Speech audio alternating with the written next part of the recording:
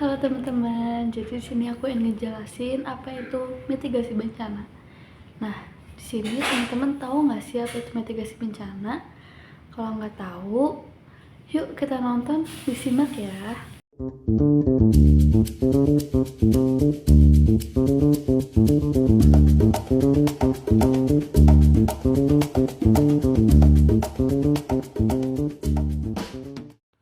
Mitigasi adalah upaya yang memiliki sejumlah tujuan, yakni untuk mengenali risiko, penyadaran akan risiko bencana, perencanaan penanggulangan, dan sebagainya.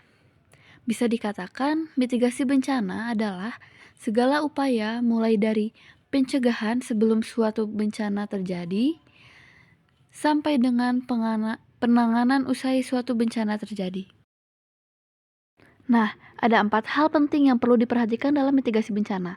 Di antaranya, tersedianya informasi dan peta kawasan rawan bencana untuk tiap kategori bencana, sosialisasi dalam meningkatkan pemahaman, serta kesadaran masyarakat dalam menghadapi bencana, mengetahui apa yang perlu dilakukan dan dihindari, serta cara penyelamatan diri jika bencana terjadi. Yang keempat, penataan kawasan rawan bencana untuk mengurangi ancaman bencana. Pertimbangan dalam menyusun program mitigasi khususnya di Indonesia antara lain, mitigasi bencana harus diintegrasikan dengan proses pembangunan. Fokusnya bukan hanya dalam mitigasi bencana, tapi juga pendidikan, pangan, tenaga kerja, perumahan, bahkan kebutuhan dasar lainnya. Sinkron terhadap kondisi sosial, budaya, serta ekonomi setempat. Dalam sektor informal ditekankan bagaimana meningkatkan kapasitas masyarakat untuk membuat keputusan, menolong diri sendiri, dan membangun sendiri. Menggunakan sumber daya lokal sesuai dengan prinsip desentralisasi, mempelajari pengembangan konstruksi rumah yang aman bagi golongan masyarakat kurang mampu, serta pilihan subsidi biaya tambahan dalam membangun rumah, dan mempelajari tata guna lahan untuk melindungi masyarakat yang tinggal di daerah rentan bencana dan kerugian, baik secara sosial, ekonomi, maupun politik. Tujuan dari mitigasi sendiri adalah mengurangi kerugian pada saat terjadinya bahaya di masa mendatang, mengurangi risiko kematian dan cedera terhadap penduduk, mencakup pengurangan kerusakan dan kerugian-kerugian ekonomi yang ditimbulkan terhadap infrastruktur sektor publik. Mitigasi dibagi menjadi 2 jenis, yakni mitigasi struktural dan mitigasi non-struktural. Nah, apa sih bedanya? Jadi, mitigasi struktural merupakan upaya dalam meminimalkan bencana dan membangun berbagai prasarana fisik menggunakan teknologi.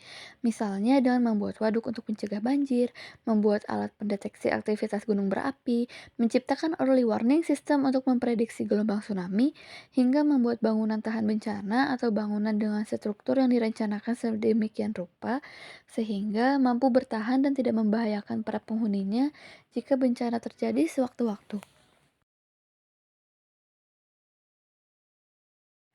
Nah, yang kedua, mitigasi non-struktural merupakan suatu upaya dalam mengurangi dampak bencana melalui kebijakan dan peraturan. Contohnya UUPB atau Undang-Undang Penanggulangan Bencana, pembuatan tata ruang kota, atau aktivitas lain yang berguna bagi penguatan kapasitas warga.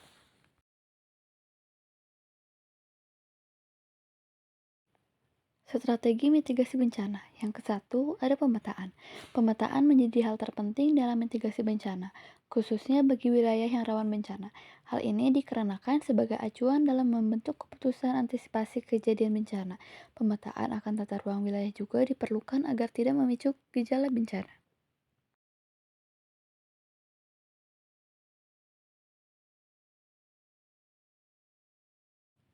Yang kedua ada pemantauan.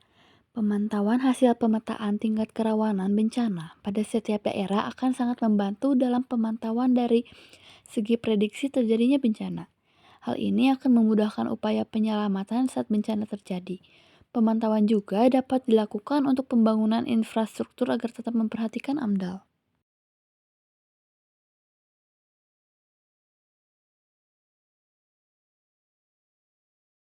Yang ketiga ada penyebaran informasi. Penyebaran informasi dilakukan antara lain dengan cara memberikan poster dan leaflet kepada pemerintah kabupaten atau kota dan provinsi seluruh Indonesia yang rawan bencana. tentang tata cara mengenali, mencegah, dan penanganan bencana. Tujuannya untuk meningkatkan kewaspadaan terhadap bencana geologi di kawasan tertentu. Koordinasi pemerintah daerah sangat berperan dalam penyebaran informasi ini mengingat wilayah Indonesia yang sangat luas. Yang keempat, ada sosialisasi, penyuluhan, dan pendidikan. Beberapa lapisan masyarakat mungkin ada yang tidak dapat mengakses informasi mengenai bencana. Oleh karena itu, menjadi tugas aparat pemerintah untuk melakukan sosialisasi ke masyarakat. Adapun bahan penyuluhan hampir sama dengan penyebaran informasi, pelatihan difokuskan kepada tata cara pengungsian dan penyelamatan jika terjadi bencana. Tujuan latihan lebih ditekankan pada alur informasi dari petugas lapangan, pejabat teknis, dan masyarakat sampai ke tingkat pengungsian dan penyelamatan korban bencana. Dengan pelatihan ini, kesiagaan tinggi menghadapi bencana akan terbentuk.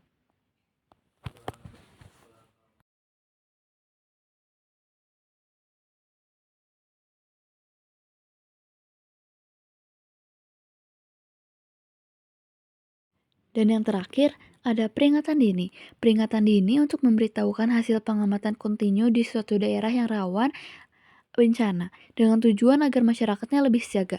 Peringatan dini tersebut disosialisasikan kepada masyarakat melalui pemerintah daerah dengan tujuan memberikan kesadaran masyarakat dalam menghindarkan diri dari bencana. Peringatan dini dan hasil pemantauan daerah rawan bencana berupa saran teknis, pengalihan jalur jalan sementara atau seterusnya, pengungsian, dan saran penanganan lainnya.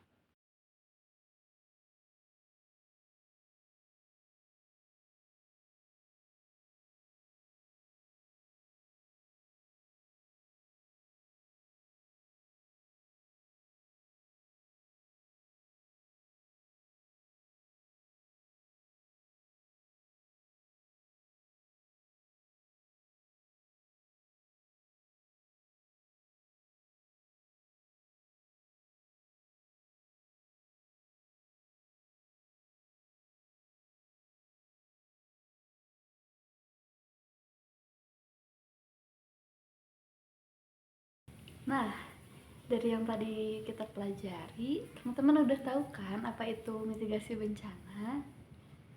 Sekian, terima kasih.